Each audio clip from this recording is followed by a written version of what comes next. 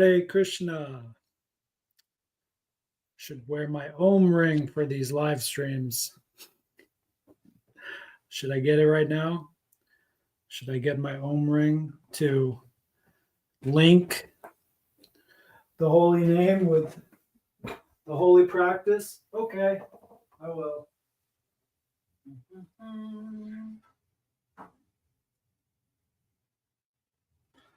And just like that, I am bona fide.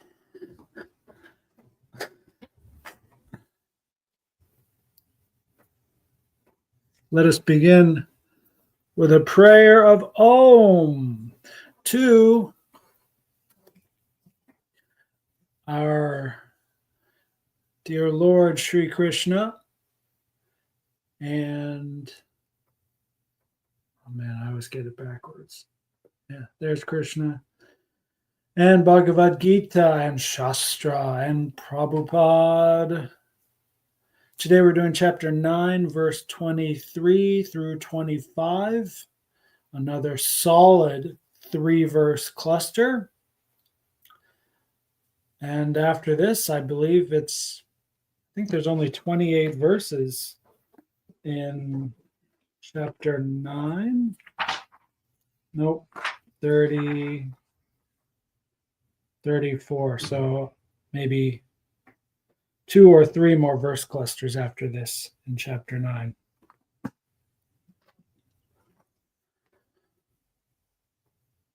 Once again, you can join me or not in these invocation mantras. Personally, my style to do very little of this overt religiosity. Not saying I'm against it. And I'm not saying I'm so spiritual that I don't need it either. But I'm naturally overcompensating for the excess fanatical religiosity I see elsewhere. So I like to do just 2 mantras. But I like the idea of doing one mantra 3 times. But you definitely don't want to do a mantra 2 times. It's either 1 or 3 or nothing. That is a good practice.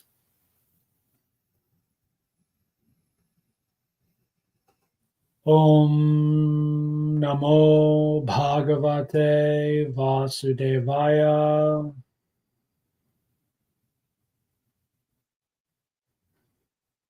Om Agyana Timirandasya Gyananjana Shalakaya Chakshur Unmilitam Yena Tasmai Shri Guruve Namaha.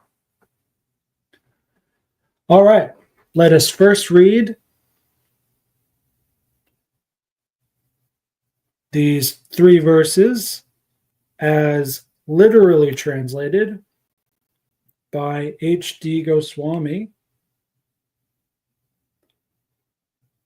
Seems he's now changed his name actually to Howard Resnick, PhD, in for his new book, The Great Bharat, Volume 1 of the Mahabharat.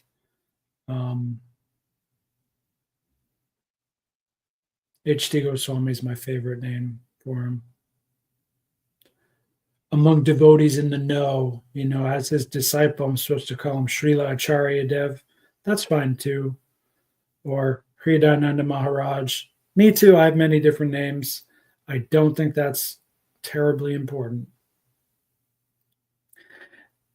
Anyway, 23 through 25. Yet those who devotedly and faithfully offer to other divinities, even they offer to me alone, Countea, irregularly. For I am the only Lord and enjoyer of all offerings, but they do not recognize me in truth, and so they fall down.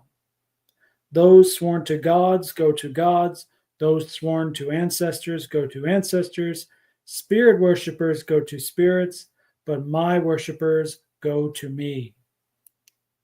That's it. Very simple, straightforward verse cluster, clearly all about the same topic. And next week, we'll start with verse 26, which is radically different. And that's one thing that's so lovely about chapter 9 is actually how it does not flow very well. You're just getting hit with banger after banger.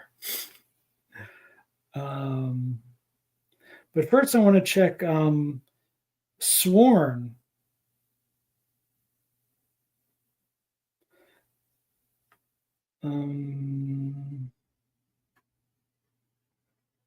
Vrata. Yeah, so yeah, I think that's a good translation. Yeah, I think I remember. So Deva Vrataha, Pita Vrataha, that's God worshippers, ancestor worshippers, and then Bhute, where is it? Well, it's a little different for worshippers of ghosts and spirits. It doesn't say Vrata, it says Jaha, Bhute Jaha, something like that. Vrata, I'm pretty sure is where we get the word vow and devotee from, which is not worship, actually. It's a little bit different. However, Prabhupada translates it as worshipper in the noun form, and that's also accurate, I think. A worshipper is synonymous with someone who is sworn to a god or whatever. Once again, it's really nice having both translations to bounce back off each other. And in this verse, it's even more important to note it doesn't matter. That's not the point of this verse. Is it worship or is it just making a vow? It doesn't matter. That's not important for that verse at all. It's just saying where you go is where you go. Like where you're thinking is where you go. Very simple. Anyway, let's do now verse 23 by Prabhupada. Whatever a man may sacrifice to other gods, O son of Kunti, is really meant for me alone, but it is offered without true understanding. One thing I just noticed right now, which I've noticed before in one of the previous live streams, in the literal translation and in the Sanskrit, it says Kaunteya, which means son of Kunti. And this is an interesting example where the translation of Prabhupada is even more literal than H.D. Goswami in some ways, because in H.D. Goswami's translation, it's only Kaunteya.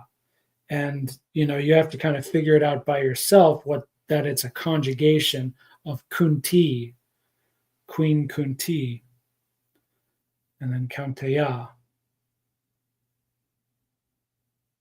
Man, I wish we still had that in English where, you take the same name and you just add a little suffix to it and it means the son of that person. But yeah, oh God, oh no. Yeah, we've given up on that and there's really big consequences. It's so much easier to forget your ancestors when your name is less literally linked with them. And one way that the Chinese and the Han people, Korea also, and in Japan too, although it's a little bit more complicated in that language. But one thing that they do to keep in line with their ancestors linguistically is they use their family name first, always, especially in written documents. And typically the family name is just one syllable. So it's constantly being chanted, if you will. So the person of that family is constantly reminded of this is really who I am first and foremost, And then on a secondary note, oh, I have this given name. I am this one particular Wang or Han or Zhang or whatever the family name is, Chen, whatever. But yeah, and once again, modern American English culture, we're monkey land. We're in anti-wisdom, anti-virtue, very not Sadvic monkey land. Basically, where even how we write our names is against good culture. Actually, it's going to be so. How can I go back to the West knowing all this? This is so depressing. Really screwed. So I should really one of these days get to marry one of these locals so I can be even more forced to stay here. She's got to be Chinese. Those are the rules. Okay, verse 23. I think I read it already. I know I talked about, did I interrupt the verse to tell you about Kunti? Or did I finish reading the verse? I'm not sure. Let's just read it again. Whatever a man may sacrifice to other gods, O son of Kunti, is really meant for me alone, but it is offered without true understanding. Very simple verse. I think it's also pretty interesting. So Krishna has talked a lot about, so far, various worship practices and the different results from that, and for the different people who may want to do these things and why, and different gods. And he's also explicitly claimed already, probably many times, how he is the supreme God. What he's doing in this verse and this verse cluster is tying all of that together and basically telling us there's nowhere to go. So even if you worship another god, you're actually worshiping Krishna, whether you like it or not. You're just doing it in a stupid and impure and foolish kind of way, or indirectly instead of directly.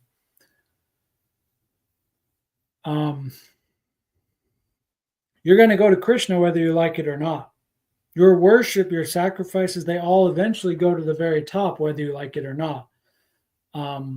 So even if you worship a demigod perfectly, it can never, that experience and consciousness, whatever, can never be totally perfect, because there is a platform transcendental to that. Transcendental to demigod is God, which basically you could say looks down on demigod worship and says, oh, that's not quite it yet. Another basic moral from this verse is good offerings are good, and that's good. But if they don't have true understanding, vidhi purvakam, it's just not the real deal. So the word in the verse is avidhi purvakam, in a wrong way. So you just take out the A and it becomes in the right way. Vidhi purvakam.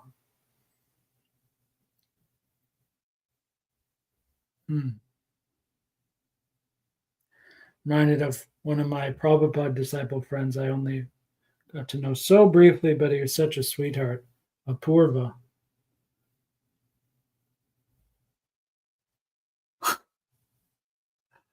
It's a really interesting word. So normally I use purva more than apurva, because purva is like in purva paksha, which is, how to be rational. And this is why it's very dangerous to do philosophical speculation, mental speculation things too much. It's in a way, it's the opposite of proper worship. We are, but at the same time, we do have to be rational. We're human beings. There's no way around it. You can live your life being sub-rational, but only if everyone else in society around you is very rational. That's the only way it can work. If you're in a very safe, virtuous, wise, rich society, then you as an individual have more leeway to, for example, just blindly obey some guru or your parents or whatever, and you have less to worry about because society is genuinely taking care of that for you. But we really can't do that now in Kali Yuga, especially in the decadent West. That's not available. It's just foolish, actually, to blindly obey pretty much anyone. Exceptions include Srila Prabhupada and Sri Krishna and scripture. That's a really, if you're going to blindly obey something, good, you should blindly obey that, these personalities and scripture and so on. But even what we've seen is even with that, there's still problems with that. But basically all those problems come from a lack of rationality and maturity. So it has to go hand in hand. You need ethos and you need ananda. You can't just have, if you want to make it to the top, so to speak, you can't have just one. It's so, I don't know anyone who's made it who has only one, who's really at a high level. Buddha, Jesus, Prabhupada, all these guys have both. They have excellent character and the topmost spiritual bliss. They have both. There's no way around it. You can do that in whatever order you want, but if you think you can get away with just one and not the other, you are a fool, or to be a bit nicer or kinder, maybe not a fool, you're just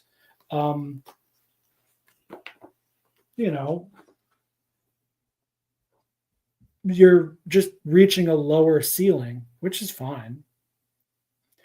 As long, what Prabhupada has stated many times, and this is particular to our sect, Gaudiya Vaishnavism, is that whatever your ceiling is, it has to at least get to the Paramatma level. If you're an impersonalist, it doesn't matter even if you have a good ethos ananda, but if you're an impersonalist theologically, that's not okay.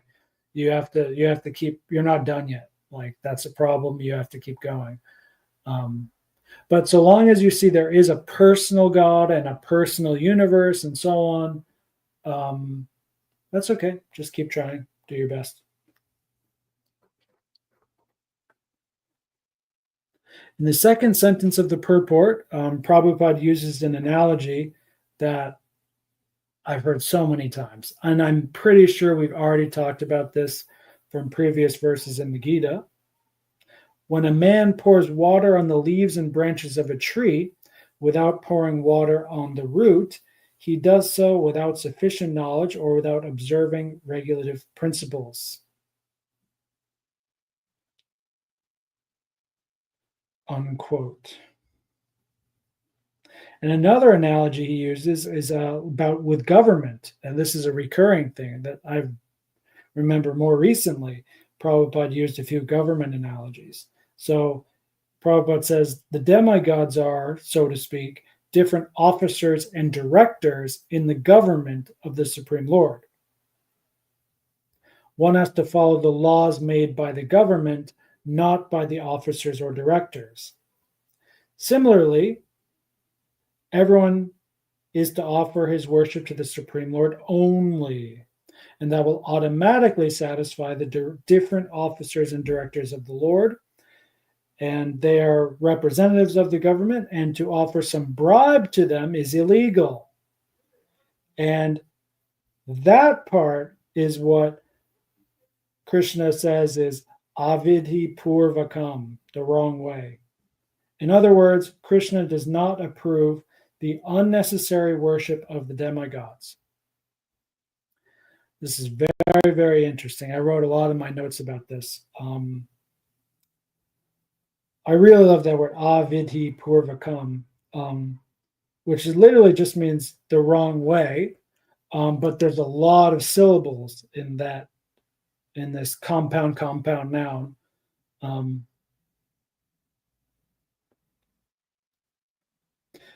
H.D. Goswami translates it as irregularly. Purva means counter, I believe, like Purva Paksha. No. Paksha means like counter. Purva, I think, means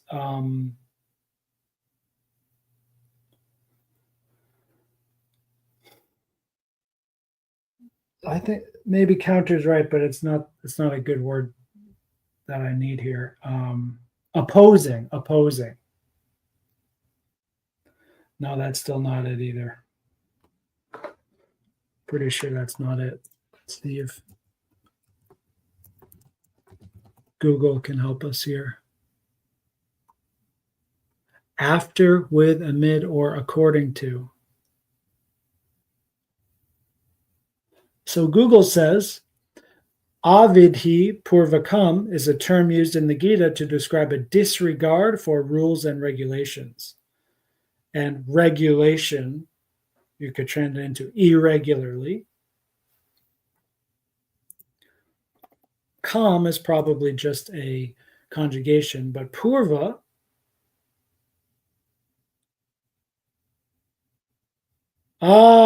that's where we get the word previous. Because purva can mean earlier, as in previous. Oh man, this is such a beautiful word. There's so much here to translate. This one little word. The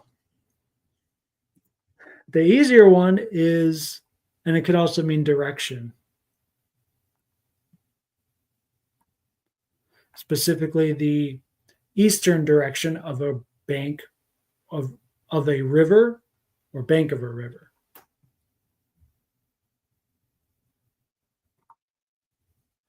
And it's a feminine name, Purva. It's a pretty name.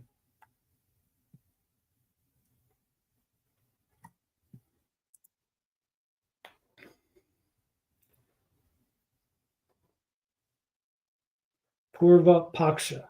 So Purva Paksha, it seems, would be you take the previous thing someone said and you counter it with the countering opinion or idea, not just to argue and be a child about it, but to say, oh, well, what's the opposite of that? And then what's the opposite of that? And you keep bouncing back and forth until you get to what is typically the golden mean, which is typically where the truth is at, according to Aristotle, Confucius, and the Buddha, and Krishna as well, although Krishna does not talk much at all about practicing rationality, actually. It's very important. We should note that.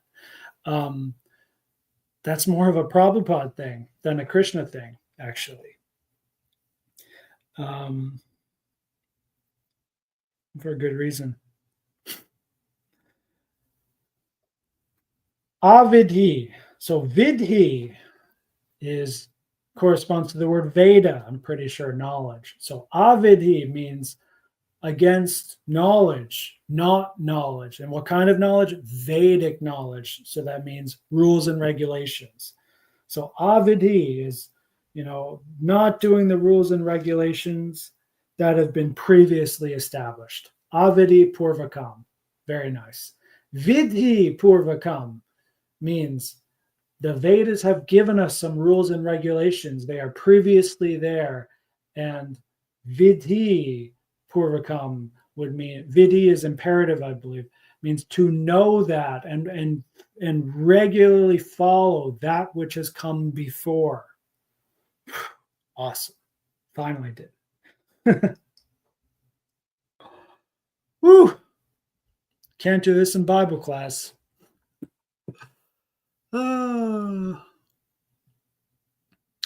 So yeah, the watering the roots of the tree instead of the branch or leaves, that's so obvious, it's so perfect. There's nothing really to say there. It's just so perfect. But the interesting thing about the government analogy is, and this could be, maybe this is one of those things that Prabhupada is putting in his Gita specifically for English readers of the Western world, where in our worldview, this is undeniably true.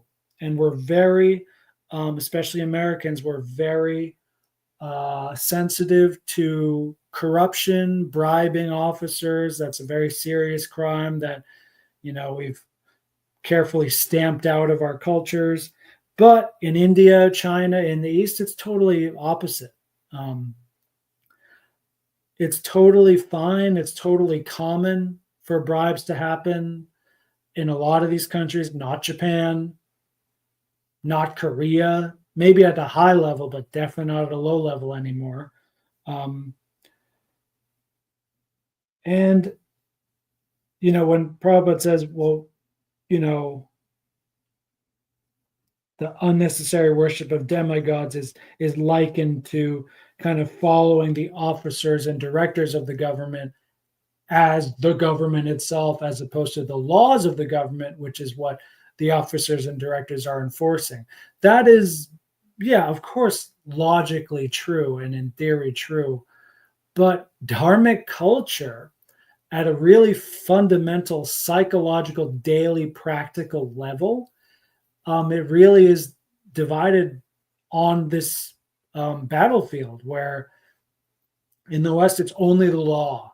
And, if someone does something against the law, it doesn't matter if they're your parent or their officer, or senator, or whatever. No, it's against the law. It's bad. We just follow the law. The law is king.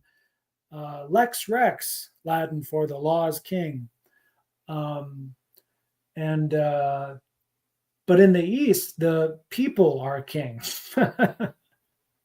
So you obey your parents because they're your parents, and you have a dharma, you have a duty to follow authority. And this has worked for thousands and thousands of years because I believe the Easterners are in general less sinful than the Westerners, and they have been able to get a society where by and large the authorities are actually authorities, and it's actually wise and just to follow them because they are actually doing their job most of the time.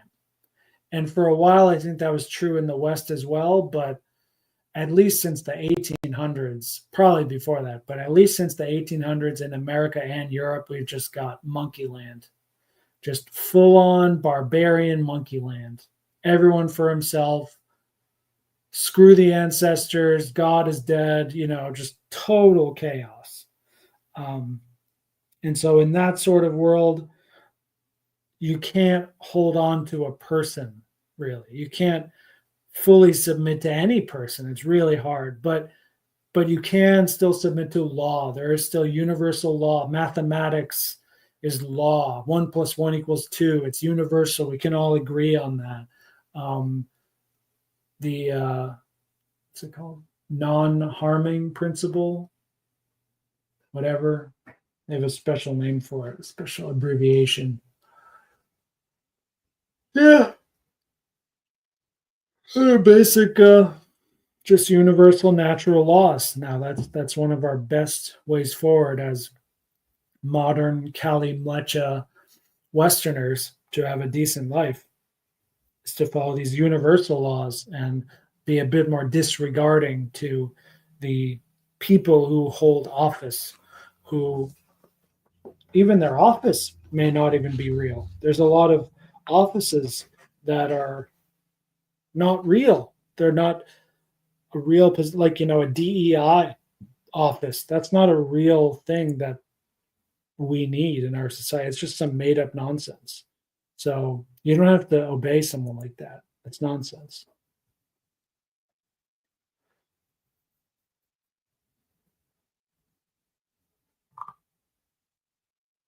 And I said, after meditating on this, is it better to follow the law or follow Dharma?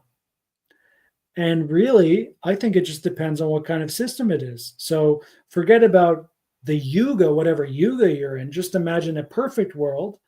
But one society is a monarchy and another society is a republic. From that perspective, Dharma is great for monarchy and law is great in republics and democracies.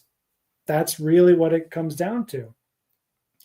And democracy and republic is a very Western, entirely Western idea. Technically, India is a democracy and a huge democracy, but um, that's but what we really mean by that has never been true for India. India has only recently become a democracy, and they're still not really a democracy. They're still doing the same thing that China's doing.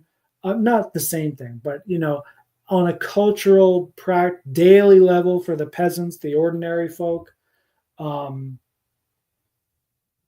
there's so much obedience to authority.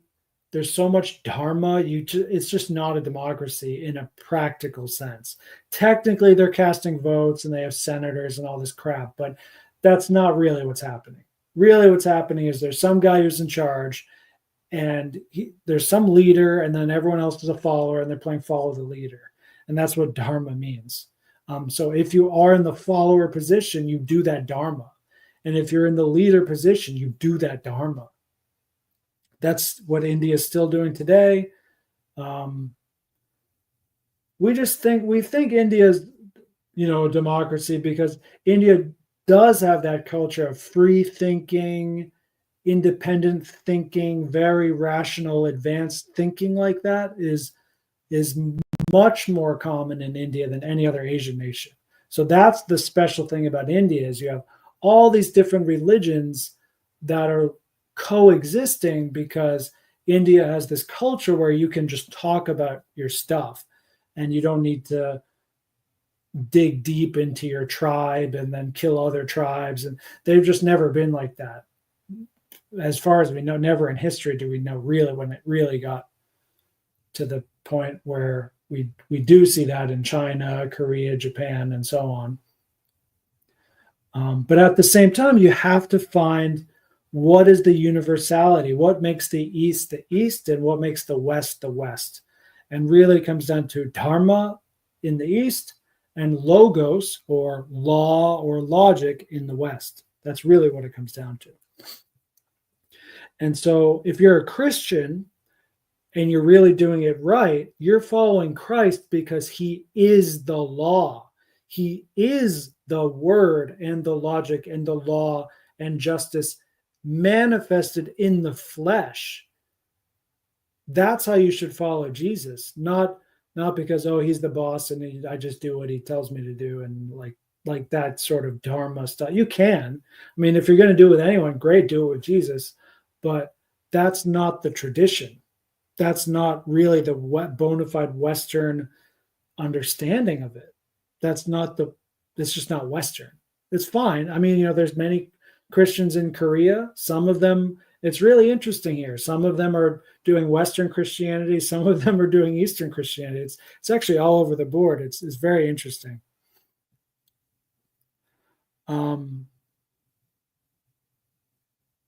Right. So in a noble monarchy, like the spiritual government led by Krishna, that's how you really want to understand what Prabhupada's saying in the purport here. From that lens, yes, you should follow the law and you should not bribe any demigods. And, because Krishna is running a monarchy. It's not a republic. It's not anything else. It's a monarchy where he is absolute king with absolute power and so on. And you only need him. You don't need anyone else. It doesn't mean you should be rude to any of the officers or directors. You should offer obeisances and so on. But the absolute end of one's worship should be the Supreme Lord, because that's where it goes anyway. Just like watering the root of a tree.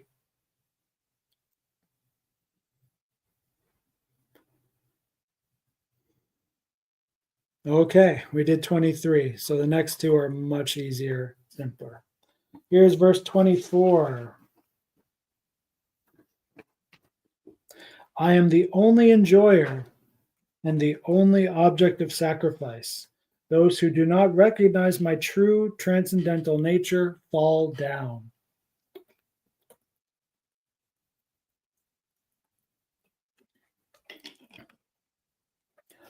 The most interesting thing in this verse for me, what really sticks out is fall down. It just sounds so strong. The Sanskrit word is chavanti,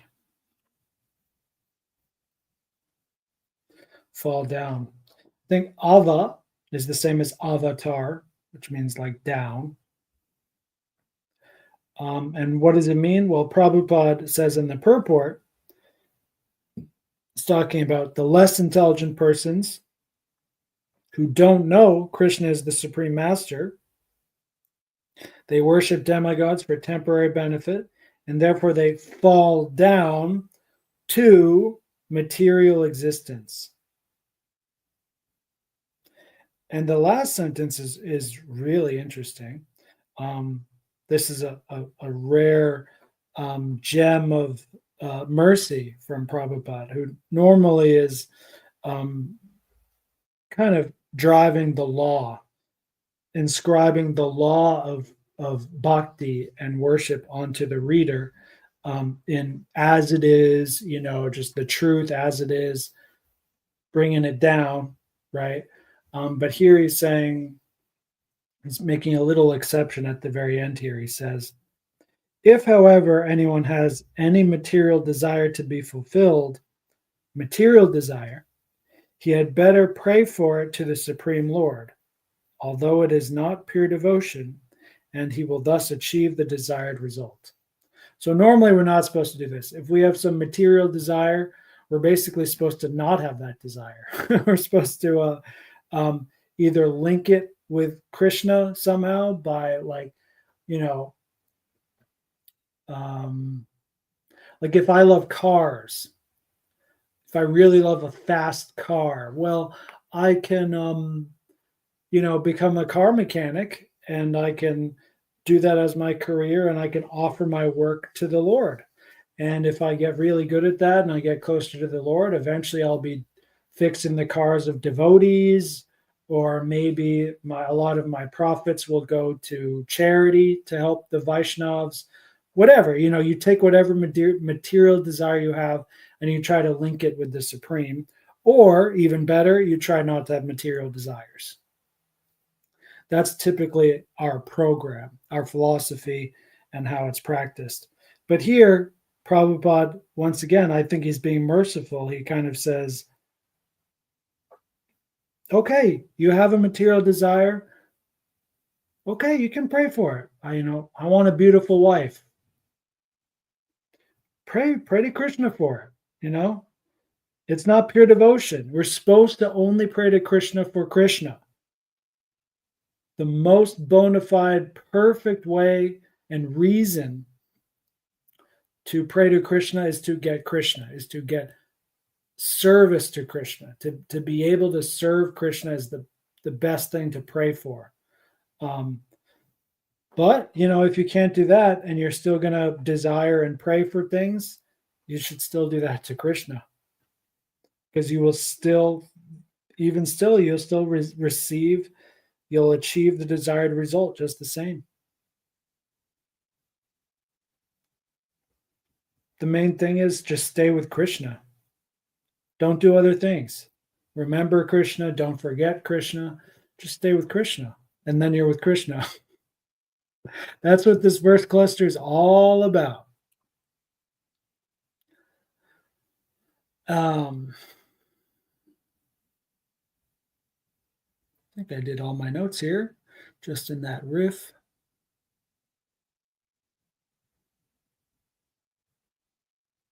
Yep, that's it. Really small purport. I didn't write anything in my notes about it, but Prabhupada briefly mentions Varnashram Dharma as the perfectional form of human civilization. Why, though? This is worthy to note here. Why is Varnashram the perfect system?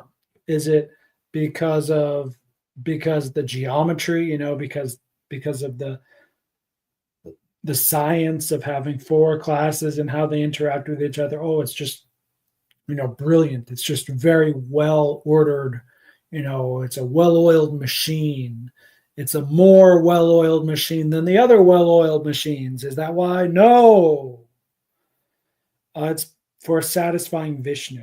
Because when, especially ashrama is the key. There are many different societies that can have good varna systems, but when you have ashram as a essential component to one's life, then everything in a society level is constantly being dovetailed to Vishnu, who is the enjoyer of all sacrifices and the supreme master. Svaha. On to verse 25.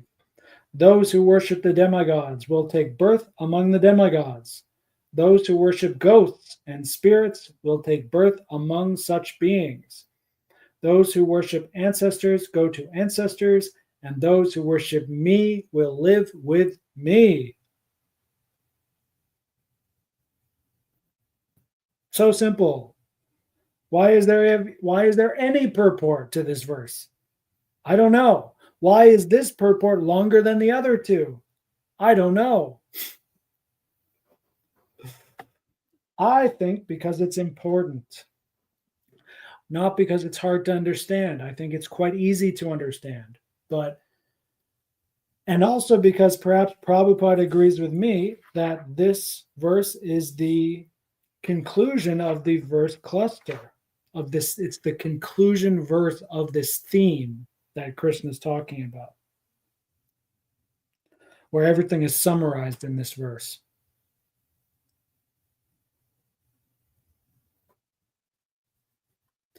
What to worship and why and what the results are.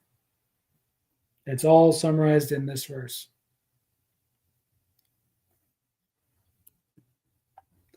There's a rhetorical question Prabhupada poses in the purport. Why can the pure devotee not achieve the planet of Krishna or Vishnu? Unfortunately, many people have no information of these sublime planets where Krishna and Vishnu live, and because they do not know of them, they fall down. That goes back to the last verse.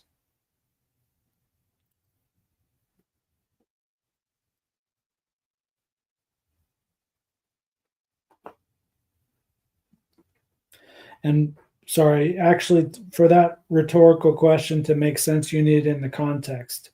So earlier, Prabhupada says it's very easy to understand that simply worshiping demigods, you achieve the heavenly planets. Worshiping Pita, ancestors, achieve the Pita planets. And if you practice black arts, you achieve the ghostly planets. So why not the pure devotee achieving Krishna or Krishna Loka or Vishnu Loka? There isn't a reason not. That's what happens. Worship Krishna, go to Krishna. And this, for me, this reminds me especially of chapter 8, verse 6, where Krishna talks about, what you think about in the final moment of life, that's where you go next. It's the same idea, which is a fundamental principle of consciousness. X leads to Y, cause and effect, which is a natural law of reality, but especially consciousness. One thing a lot of us have experience with, if you, let's say you have a really long day at work and you're doing a really tedious form of work. You're just packing boxes all day. And then you go home, you go to sleep, and you have a dream. And in your dream, you're packing boxes. Does that make sense? It's just consciousness continuing from what happened before. Purvakam.